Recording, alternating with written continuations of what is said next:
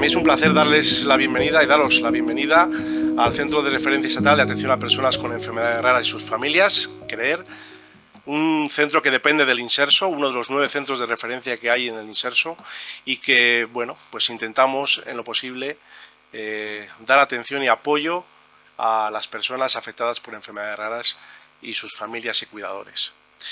Quiero comenzar primero trasladando un agradecimiento muy sincero a todas las personas que hoy nos acompañáis, ¿no? Desde representantes institucionales hasta entidades colaboradoras, profesionales del ámbito social, sanitario, educativo y a quienes participarán como ponentes a lo largo de la jornada. Agradecer, pues en primer lugar, a Cristina de Blas, compañera del Inserso en Madrid, y que nos va a hablar de un tema muy importante dentro de la realidad de la igualdad de género, discapacidad y enfermedades raras. Gracias, Cristina.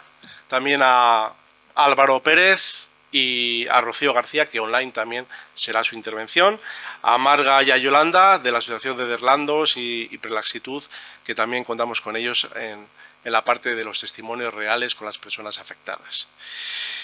Por supuesto, agradecer al equipo técnico profesional del CREER por su implicación en la organización de la jornada, al área técnica 1 y en especial a Marta Fonfría, y a todo el equipo que con ella habéis hecho posible, con la organización y la responsabilidad también de Begoña como área técnica 1, y que ha sido importante para que estas jornadas se hagan realidad un año más.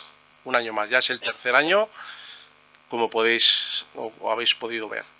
A las personas expertas y a los ponentes agradeceros también por compartir vuestras experiencias y vuestras reflexiones, por supuesto, y de manera muy especial a las mujeres y familias que conviven con una enfermedad rara o con una discapacidad, porque vuestra voz y vuestra experiencia son esenciales para orientar nuestro trabajo y dotarlo de sentido. Desde el CREER trabajamos con una misión muy clara: generar conocimiento, compartirlo y transformarlo en mejores respuestas para las personas. Para ello, jornadas como la que hoy inauguramos forman parte de nuestra labor como centro de referencia, contribuyendo a la formación especializada, la transferencia de conocimiento y la mejora continua de los sistemas de atención. Además, quiero destacar que este trabajo se desarrolla en coherencia con el compromiso de nuestro centro con la Agenda 2030 y los Objetivos de Desarrollo Sostenible, el Objetivo 5 de Igualdad de Género, el 3 Salud y Bienestar y 17 crear alianzas para lograr objetivos. Y aquí hemos juntado a CEMUDIS, hemos juntado a el Inserso como entidad coordinadora de proyectos, hemos unido a la Asociación de Derlandos y Prelaxitud, a la subdelegación del Gobierno. Bueno, pues creo que esto es una muestra clara de esas ganas e intenciones que tenemos de crear alianzas entre las instituciones y las administraciones. Hoy nos reúne un reto importante, que es incorporar la perspectiva de género de forma real y efectiva en el ámbito de la discapacidad y de las enfermedades raras. Sabemos que las desigualdades de género atraviesan todos los ámbitos de la vida, pero que cuando se suman a la discapacidad o a la complejidad de una enfermedad rara, adquieren una dimensión aún más profunda y desigual. Por ello, uno de los objetivos de estas jornadas es conocer mejor el contexto actual, analizando la perspectiva de género y las variables asociadas en este ámbito. Pero también queremos ir más allá y situar los derechos y la igualdad de género como eje central de las políticas y actuaciones, garantizando la salud y el bienestar de las personas con enfermedades raras, de sus familias y de quienes les cuidan. A lo largo de la jornada tendremos la oportunidad de profundizar en la realidad y vivencias de mujeres que conviven con una enfermedad rara y discapacidad, incorporando una mirada imprescindible desde su experiencia en primera línea. Asimismo, abordaremos un espacio o un aspecto prioritario, que es el conocimiento de recursos para la atención a mujeres con discapacidad víctimas de violencia, un ámbito en el que aún existen importantes retos que debemos afrontar de manera coordinada.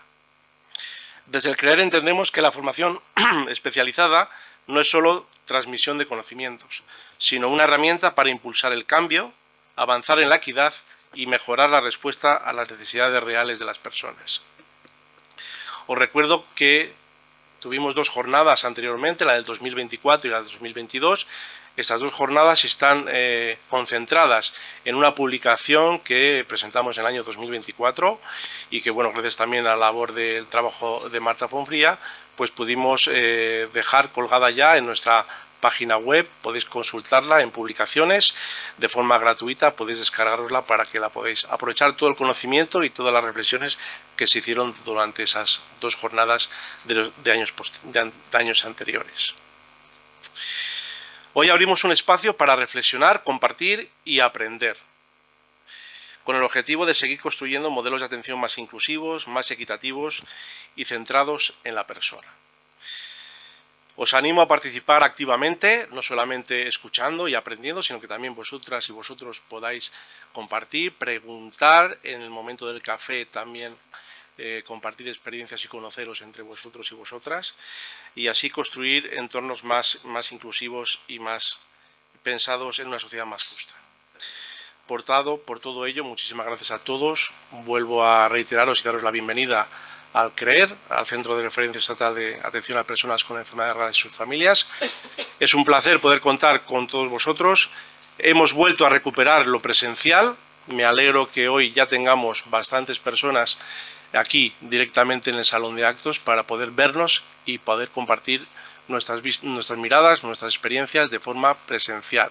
Está muy bien lo online, pero yo creo que espacios como estos, donde se puedan intercambiar experiencias de forma conjunta, creo que son necesarias, y por eso yo defiendo siempre, en lo posible, aprovechar estos momentos para que no se quede en un tema posiblemente muy interesante, que es el compartir online, que mucha gente seguro que va a poder acceder a los vídeos posteriormente, pero la experiencia y el compartir lo que hoy vamos a vivir también creo que es importante hacerlo de tú a tú.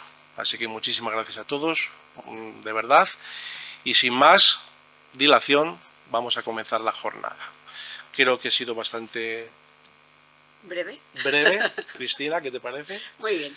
Y entonces, bueno, pues para empezar, y esperando que sea de vuestra satisfacción, comenzamos con la primera ponencia de hoy, que la va a impartir Cristina de Blas Hernando, compañera del Inserso, ahora mismo en unas labores muy gratificantes a mi modo de ver, que están dentro de la Unidad de Coordinación y Estudios y Apoyo Técnico de la Subdirección General de Gestión del Inserso, y que bueno, pues ella viene de una experiencia muy importante de apoyo y atención a personas en el CRMF de Madrid, si no me equivoco, y bueno, pues ahora mismo haciendo una labor que creo que es muy importante dentro de los servicios centrales del Inserso, y que nosotros como centro de referencia nos apoyamos también en todo ese trabajo.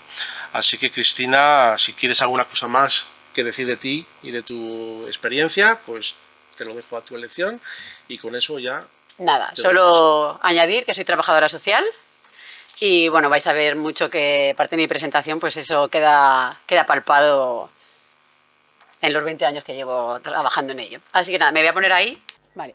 Bueno, pues primero de todo quería dar las gracias al CREER, a Aitor y a Marta por hacer que esto sea posible, a mi compañera Angélica que me acompaña, que forma parte del equipo de Red de Apoyo.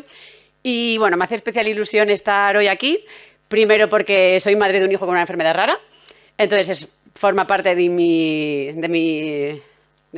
parte personal, y luego como trabajadora social porque llevo 20 años dedicándome a la intervención social, y la perspectiva de género es algo transversal que tiene que estar ahí, y que creo que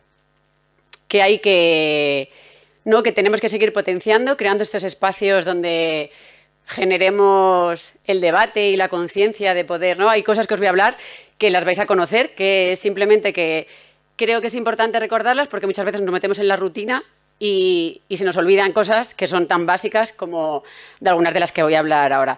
Tengo una presentación muy larga, podría hablar mucho, así que Marta me vas cortando cuando veas. Y si hay alguna cosa que queráis, aunque luego va a haber un turno de preguntas, pero si hay alguna cosa que queréis que profundice o que hable, pues sin ningún problema levantáis la mano y lo resolvemos. Os voy a hablar un poco de conceptos y del marco normativo, de la magnitud de lo que es la discapacidad y la violencia de género, lo que tiene que ver con mujer y enfermedades raras, conceptos de interseccionalidad y violencia de género, y luego la parte más importante para mí, como somos profesionales en la mayoría del ámbito de la intervención social, qué es lo importante que tenemos que tener en cuenta cuando trabajamos con las mujeres y cómo hacer ante un caso y buenas prácticas que creo que he traído las más básicas que yo he podido ir desarrollando durante mi carrera profesional, porque creo que cada una desde nuestra posición podemos hacer grandes cosas para trabajar en ello, ¿no?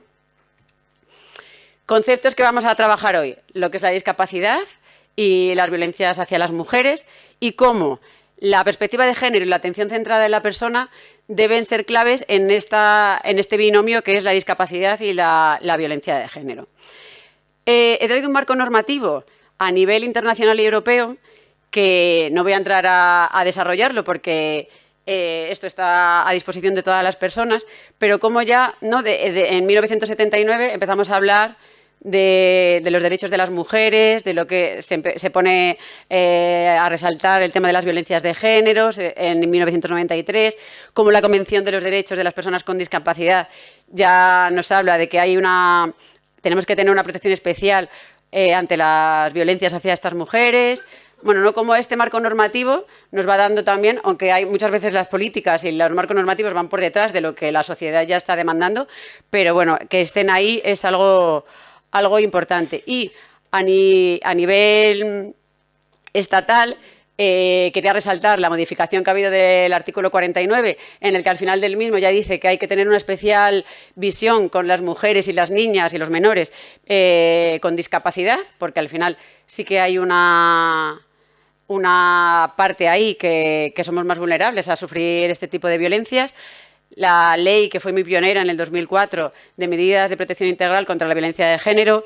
Y como todas estas leyes que se han ido desarrollando hablan siempre de la mujer y las niñas con discapacidad como personas vulnerables y cómo tiene que haber una accesibilidad universal a todos los recursos y a todo lo que trabajamos. De la magnitud. He traído datos de la macroencuesta que se publicó contra la violencia de género, que se publicó a finales del 2025, y estudios de ojo al dato de la Fundación 11, que no voy a entrar a desarrollar los datos porque los podéis consultar, pero creo que es importante resaltar que las mujeres con discapacidad tienen más prevalencia a la hora de sufrir violencia de género.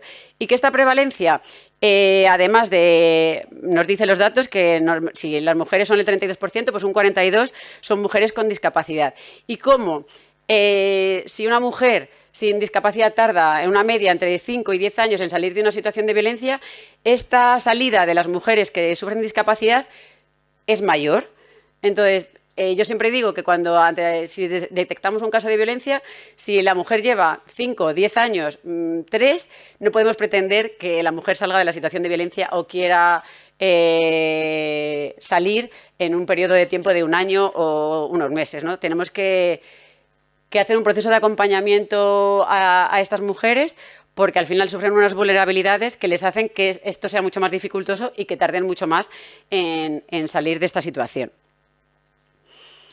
Entonces, vamos a hablar de discapacidades. Las discapacidades se dividen en física, sensorial, mental e intelectual y algunas de las discapacidades son invisibles. O sea, podemos tener enfrente a una mujer que pensemos que no pueda tener una discapacidad, pero que sí que la tenga y que eso repercuta, ¿no?, en su día a día y tenga muchas más dificultades que cualquier mujer que no la tenga. Las discapacidades las podemos tener desde el nacimiento o pueden ser adquiridas.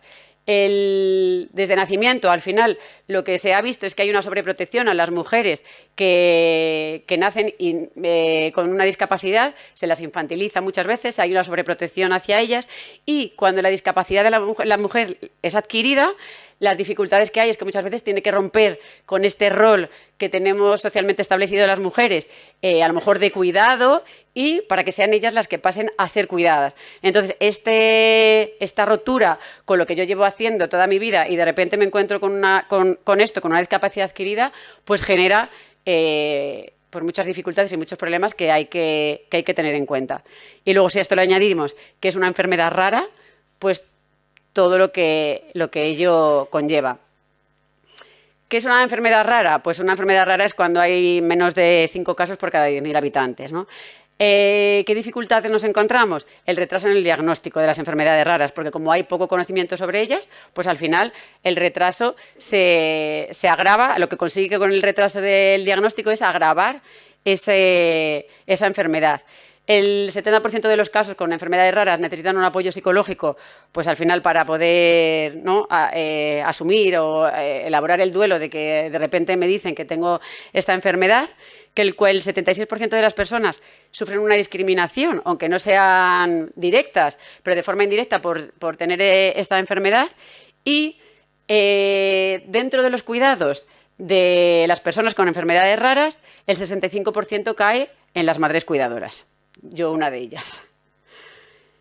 Luego, el retraso en el diagnóstico de las enfermedades en las mujeres, ¿de dónde viene este retraso en el diagnóstico? Bueno, pues viene de una cultura que tenemos, que es una cultura patriarcal, que aunque poco a poco se van consiguiendo muchas cosas, pero al final eso está ahí.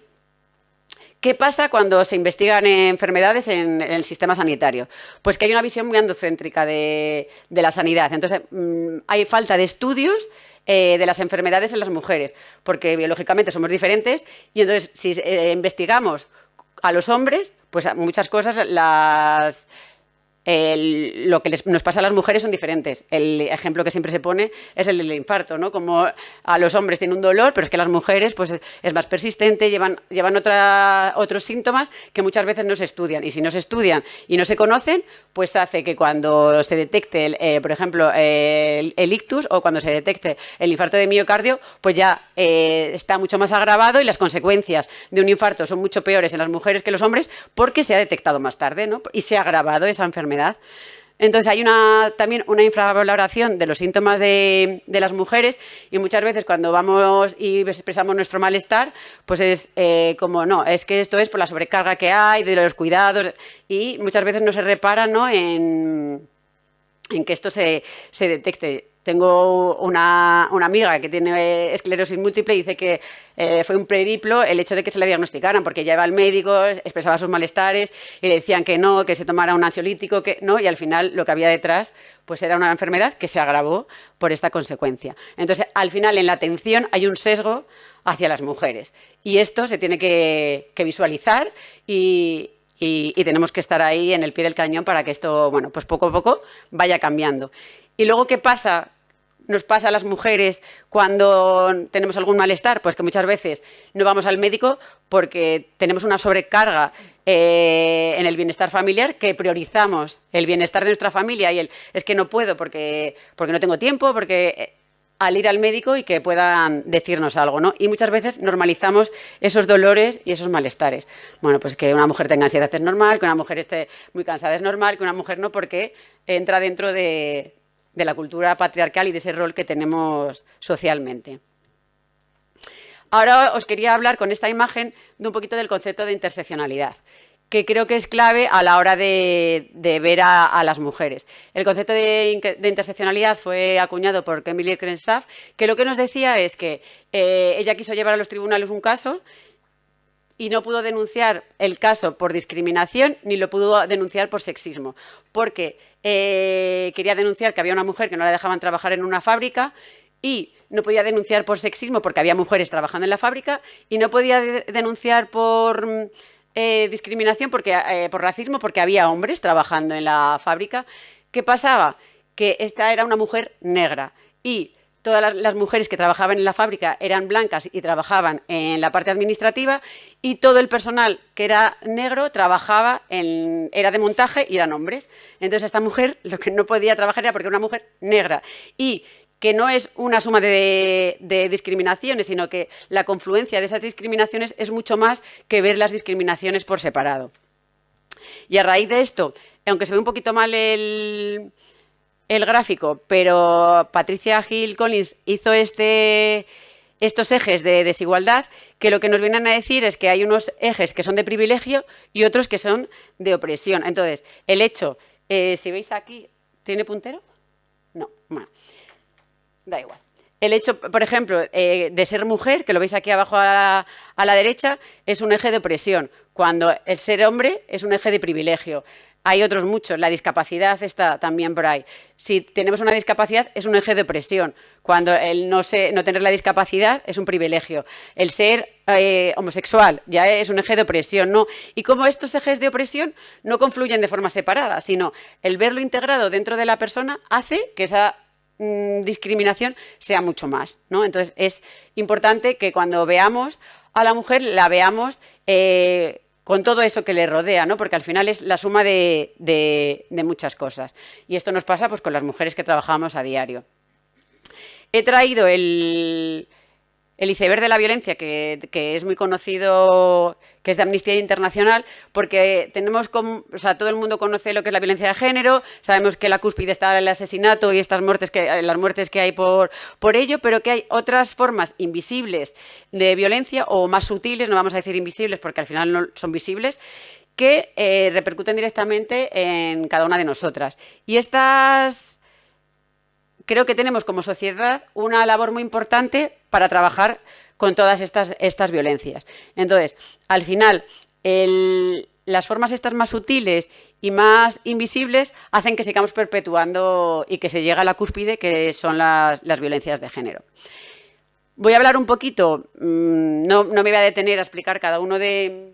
Voy a beber agua, perdona. Cada una de las violencias, pero bueno, conocemos que las violencias que se pueden ejercer, que dentro de la pareja son la violencia física, la psicológica, la económica, que es un poco el control del dinero, la sexual. La sexual, para mí, me parece muy importante. Cuando trabajaba con víctimas y preguntaba, no era como, ¿alguna vez has tenido una agresión sexual de tu pareja? No. Y le preguntaba de otra manera y decía, bueno, ¿alguna vez te has sentido forzada a mantener una relación? Sí. ¿Y alguna vez no has querido decir que no te apetecía por la repercusión que tuviera después? Sí. ¿No? Al final, cómo es importante también que conozcamos lo que son las violencias y cómo cada una de ellas se materializan en las mujeres, que a veces es que ni siquiera somos conscientes de, es que mi marido me controle mi cuenta bancaria es una forma de violencia, ¿no? La violencia vicaria, ¿no? Como ahora se están utilizando a los niños, a los menores de esa relación de pareja, para hacer daño a las mujeres. La violencia digital, que está ahora, ¿no? Cómo hay que prevenir y cómo hay que empezar a trabajar sobre ella. La ambiental, esos golpes, esos gritos que hay, y la simbólica, ¿no? Al final estamos rodeados de simbología que muchas veces lleva a que esto se perpetúe.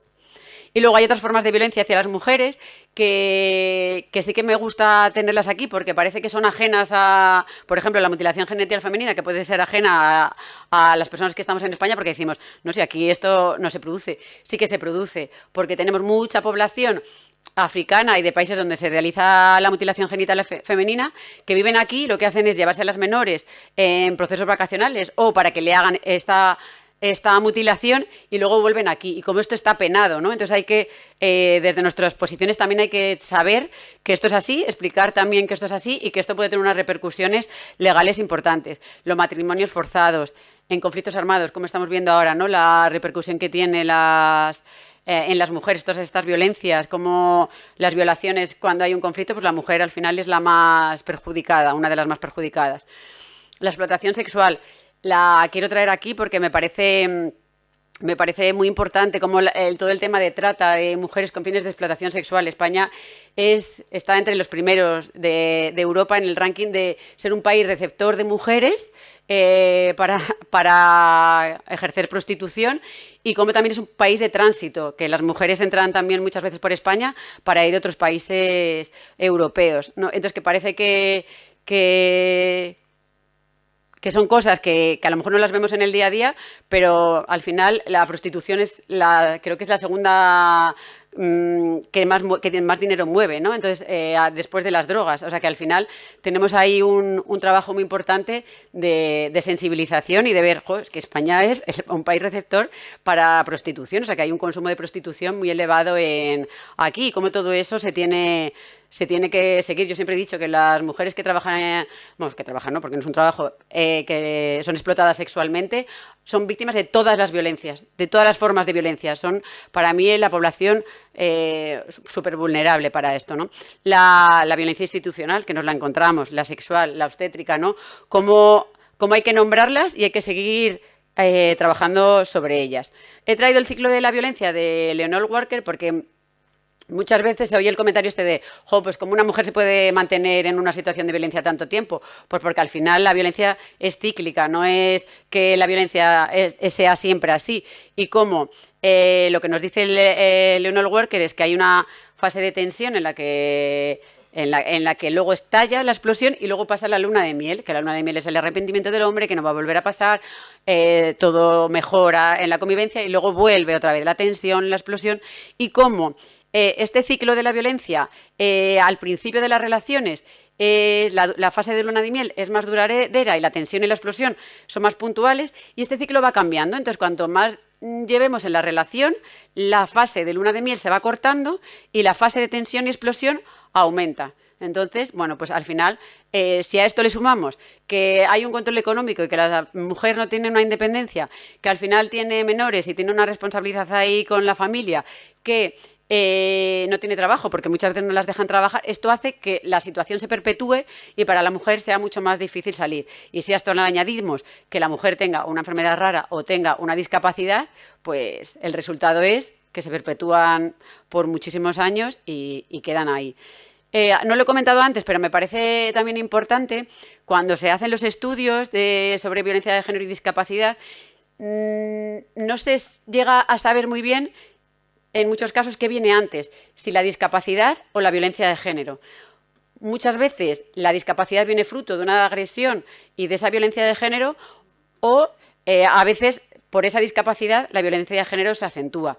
Yo, por ejemplo, como ha dicho Aitor, vengo del CRMF de Madrid y cuando llegué al centro y vi el perfil de personas que había en el centro, pues me llamó mucho la atención. Eran casi todos discapacidades adquiridas, tanto en hombres como mujeres, pero había un porcentaje de hombres de un 80% o más, te diría, y un 20%, 15 mujeres.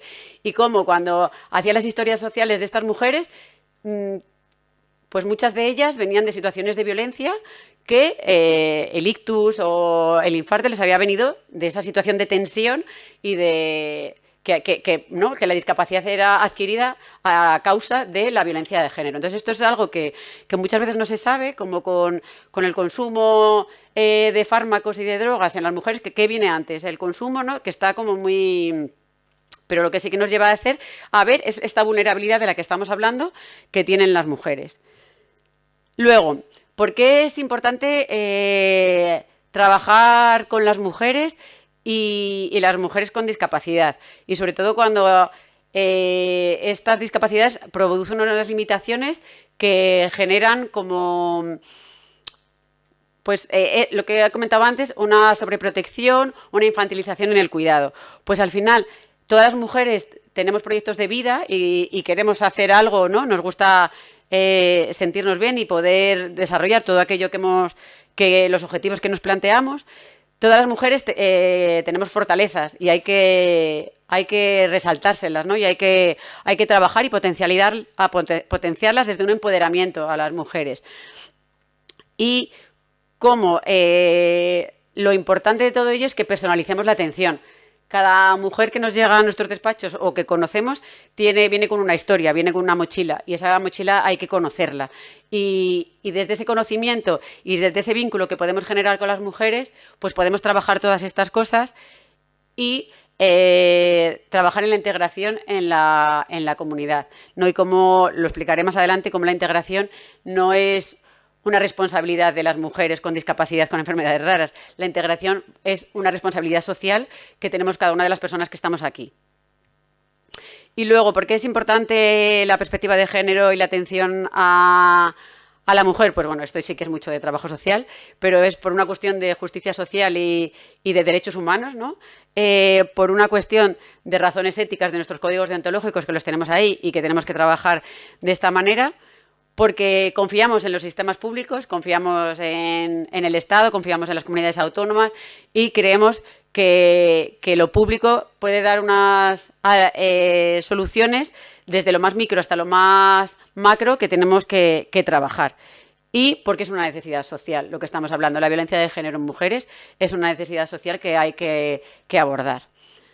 ¿Y por qué? Pues por ellas. Como veis, si mis compañeros del centro del CEAPA de Madrid de ayudas técnicas me dirían, no has hecho una presentación muy accesible, has puesto a las mujeres todo el rato ahí viéndolas y es una distorsión, pero aunque lo sé, las quise dejar a todas porque creo que ellas tienen que ser siempre nuestro punto de mira y tienen que estar siempre presentes en todo ello. Entonces, por eso aquí tengo en todas mis mis diapositivas tengo ahí a las mujeres porque no las podemos perder de vista, porque son ellas, ¿no?, por las que estamos aquí y son ellas por las que tenemos que seguir trabajando. Que hemos hablado ya de algunas dificultades para verbalizar lo que son las situaciones de violencia en estas mujeres. ¿Qué dificultades encuentran ellas muchas veces para contar la situación? Primero, dificultades en la comunicación, que la discapacidad genere esas dificultades y que no puedan manifestarlo. Segundo, menor credibilidad en el relato, ¿no? Yo me he encontrado mujeres de es que si lo cuento nadie me va a creer, porque ¿cómo me van a creer que a mí, ¿no?, como me siento inferior por tener esta discapacidad y pues estoy en una silla de ruedas o porque no puedo andar, cómo alguien se puede fijar en mí y que haya una violación o haya este maltrato? Porque tienen menor capacidad de defenderse por esta mayor dependencia que tienen hacia las personas. Y muchas veces porque la dependencia, el cuidador principal también es el agresor. Entonces, salir de esta situación pues genera mucha dificultad. Lo he dicho antes, porque tienen mucha más dificultad en el acceso al trabajo y a la educación y a los recursos económicos. Entonces, al final, si no tengo trabajo, si no tengo educación, voy a denunciar y voy a salir de esta situación. ¿Y dónde me voy a quedar? ¿Me quedo en la calle? Pues me mantengo, que conozco lo que tengo y lo manejo pues más o menos, ¿no?, como puedo. Y porque tienen una menor autoestima. Al final, todas estas mujeres con el tema de la violencia psicológica y estas violencias que os he contado, pues al final sí que es verdad que es mucho más difícil salir de esta situación. Que cuando nos encontramos con una mujer y que viene a contarnos o a hablarnos sobre su situación, los profesionales tenemos que tener una escucha activa, no debemos de interpretar el hecho, simplemente escucharla, que es lo que nos tiene que contar. Tenemos que respetar sus tiempos. A lo mejor ella nos cuenta un día algo y no quiere volver a contar en ese día. Bueno, pues a lo mejor dentro de una semana o dentro de 15 días vuelve y nos vuelve a contar otra parte. Y esos espacios, esos silencios también forman parte de el hecho de que la mujer lo empiece a contar, es una fortaleza y también hay que reconocérselo. Tenemos que evitar los estereotipos, adaptarnos a lo que ellas nos están diciendo, nos están pidiendo.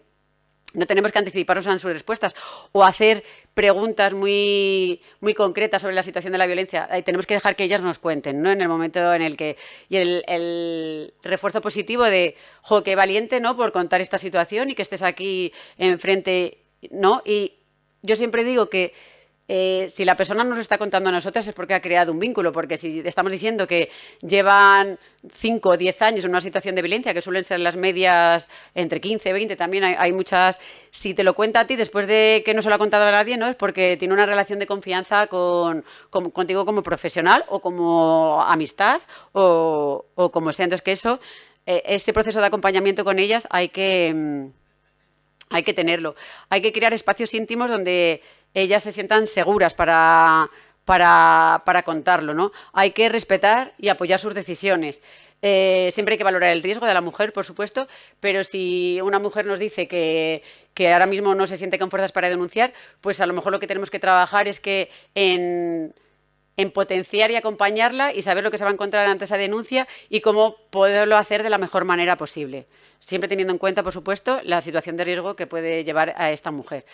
Usar un lenguaje claro y comprensible. Muchas veces caemos en tecnicismos porque es nuestro día a día, pero tenemos que ver que ella nos está entendiendo. Y tenemos que trabajar con ella desde la cercanía y realizar eso, un acompañamiento, tener citas con ella. Bueno, pues ahora no te apetece hablar más, bueno, pues venga, nos vemos la semana que viene, ahora descansa un poquito y ya lo vemos. El clima de confianza y escuchar sin interrupciones, ¿no? No nos gusta a nadie, nos gusta que nos interrumpan, pues cuando ya encima estamos hablando de algo tan personal, pues mucho menos. ¿Qué podemos hacer con los equipos profesionales? Pues hay que dar una formación especializada y una sensibilización sobre ello.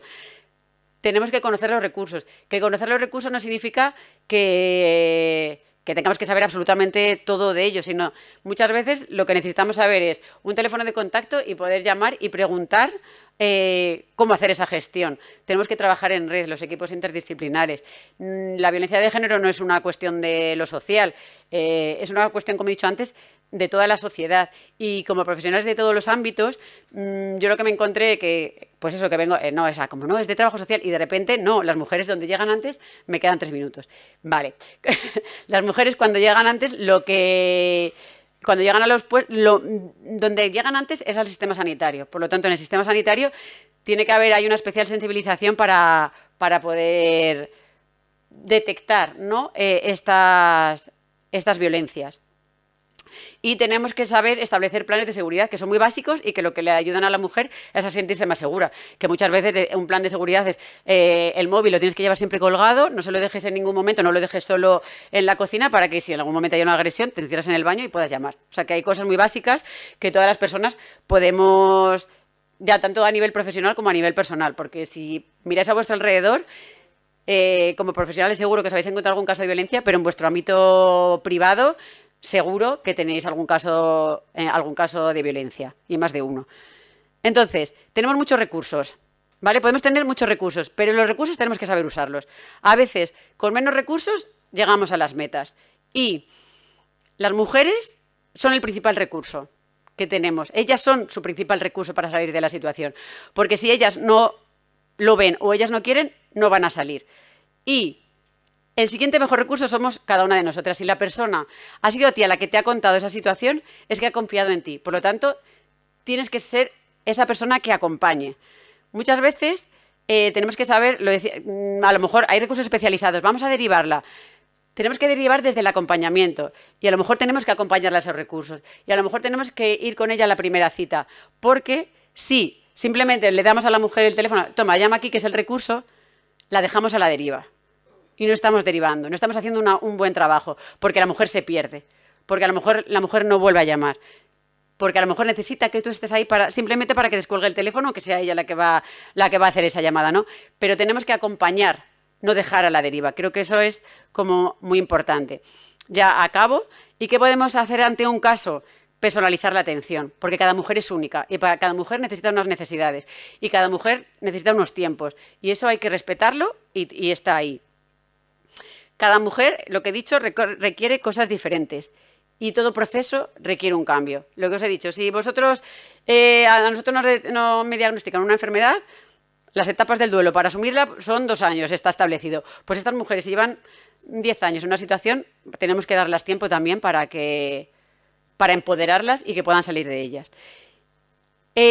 Bueno, aquí no me voy a meter mucho, pero a explicar este gráfico, pero me parece muy importante que la inclusión de lo que estamos hablando es que toda la sociedad tenemos una responsabilidad y toda la sociedad tenemos una responsabilidad ante las violencias de género y no se puede trabajar con ellas en un lado y los profesionales en otro. Hay que trabajar de forma conjunta, no podemos dejarlas ellas a un lado, ¿no? Es un poco lo que quería explicar con esto. Y esto ya lo dejo. Esto lo quería traer porque al final, bueno, yo llevo un proceso de 25 años ya como trabajadora social y en mi labor profesional, allá donde he ido y a cada uno de mis trabajos, he llevado mi mochila y mi mochila es la sensibilización, porque siempre me ha interesado mucho el tema de mujer y la perspectiva de género. Y como esto lo podemos llevar a cada ámbito de trabajo. Os he puesto aquí algunos vídeos que no voy a entrar a ellos, pero bueno, pues en el Colegio de Trabajo Social de Madrid hay una comisión de Trabajo Social y Feminismo donde pues trabajamos mucho toda esta visibilización. Hemos hecho un vídeo sobre Yo sí te veo, hablando de las discapacidades invisibles, y hay podcast de trabajo social con mujeres con discapacidad e interseccionalidad. Hay un montón de cosas, ¿no?, que cada una desde nuestro sitio podemos hacer. Y en el CRMF, cuando llegué, yo llevaba mi mochila, que mi mochila es la que os he dicho, y cuando llegué allí dije, jo, yo quiero hacer algo en el centro que podamos trabajar con mujeres y con todo ello. Y hicimos un proyecto sobre mujeres, violencia de género e interseccionalidad, y teníamos, pues, trabajábamos con las mujeres muchas veces, con todo el centro otras veces, hacíamos campañas de sensibilización, y os quiero poner uno, que ya sé que me paso de tiempo, pero me lo voy a permitir, y eso, voy a poner un vídeo que me parece muy visual, porque al final, cuando las mujeres las damos voz, ellas siempre responden. Y como cuando hicimos este vídeo, luego al final ellas nos decían, jo, pues es que esto no había caído en ello, no había prestado. Entonces, como cada una desde nuestro lugar de trabajo tenemos una responsabilidad y que podemos hacer un montón de cosas. Y yo es lo que os quería transmitir hoy. Entonces, os dejo con... Me encerró en casa sin poder salir. Me insultó por andar más despacio que él. Me quitó la silla de ruedas para que no pueda moverme. Me pegó tan fuerte que me dejó sordo de un oído. Me amenazó con quitarme mis medicamentos. Me humilló delante de sus amigos por no ser capaz de comunicarme. Me obligó a mantener relaciones sexuales cuando yo no quería. Las mujeres con discapacidad tienen mayor riesgo de vulnerabilidad. 63 de cada 100 mujeres con discapacidad han sido víctimas de alguna forma de violencia en algún momento de su vida. La violencia de género en mujeres con discapacidad tiene mayor impacto, debido a que éstas pueden presentar mayor dificultad para expresarse, menor autoestima, menor capacidad para defenderse, mayor dependencia, más dificultades en el acceso al trabajo y a la educación y menor credibilidad en su relato. La violencia psicológica de control es el tipo de violencia más frecuente en mujeres con discapacidad. 20 de cada 100 mujeres con discapacidad han sido amenazadas por su antigua pareja con hacer daño a la gente que quiere o con quitar la custodia de sus hijos. 20 de cada 100 hombres ha usado dinero de la tarjeta de crédito o ha pedido préstamos a nombre de la mujer sin su consentimiento. Un 30% de las mujeres con discapacidad que han sufrido violencia machista han tenido pensamientos suicidas o ganas de autolesionarse. La mitad de las mujeres con situaciones de violencia con la pareja actual no se lo contaron a nadie. Es necesario crear espacios seguros donde poder abordar las situaciones de maltrato teniendo en cuenta las necesidades específicas de cada mujer.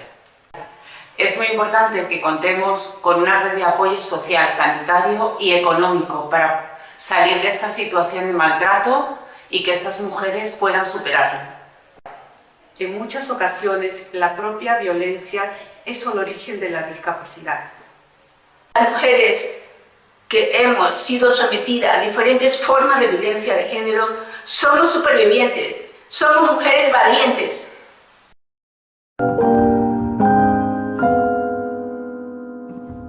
Esto es un vídeo casero que hicimos, o sea, nosotras en el trabajo, que quiere decir, que como os he dicho, que os animo a que bichéis todo esto que os he traído y que sigamos trabajando, que creo que es muy importante y que, bueno, cualquier cosa, luego vamos a estar en el debate, porque como me he comido el tiempo, yo creo que las preguntas las dejamos para luego. Venga, gracias. Gracias.